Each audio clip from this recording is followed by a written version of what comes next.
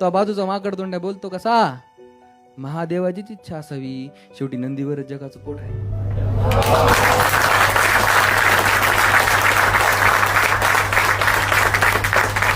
पुढं पुढं चालत गेलो आणि ते चिरेबंदी वाडा दिसला. वाडा अगदी तेव्हाच हो आमच्या घराजवळ आडा बसला. आमच्या गावच्या वाड्यात आहे ना भूताटकीचं सावट होतं आणि ह्या वाड्याच्या खिडकीतून बी कुणीतरी पाहत होतं. सांज होऊन गेली होती, मग ह्या जीवाचं पाणी झालं. आमच्या वाड्यात गेलेलं कोणी फिरून वापस नव्हतं आलं. तेवढ्यात एक आवाज आला, भिवू नकोस आत ये. तेवढ्यात एक आवाज आला, भिवू नकोस आत ये. एवढीच भीती वाटते ना, तो गायत्री मंत्र गात.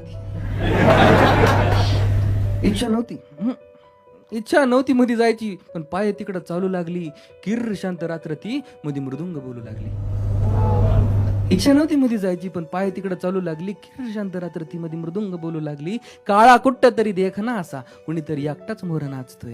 म्हणला आवाज तर येतोय, पण हा मृदुंग कुठं वाजतोय.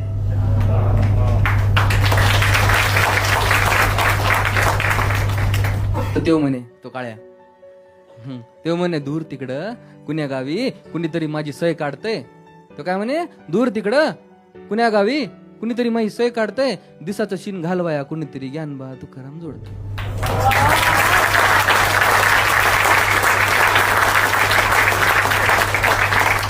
मला विठ्ठला माफ कर याला, स्वतःलाच विठ्ठल समजायला. म्हणलं विठ्ठला माफ कर याला, हा स्वतःलाच विठ्ठल समजायला आणि माझ्या विठ्ठलाचं नाव घेता पुन्हा मृदुंग वाजायला.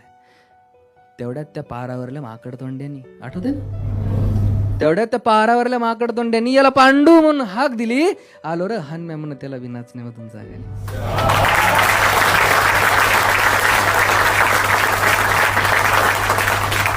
निरोप घेतला महादोघांनी. शेताकडे ते निघून गेले. 2 पावलं चालले हसून माझ्याकडे बघून गेले. म्हणलं ह्या गावापरी आपलं गाव बरं, इथं कुणाचा कुणाला मेळ नाही. सगळे आपल्याच धुंदीत आहेत, कुणाला देवाला येळ नाही.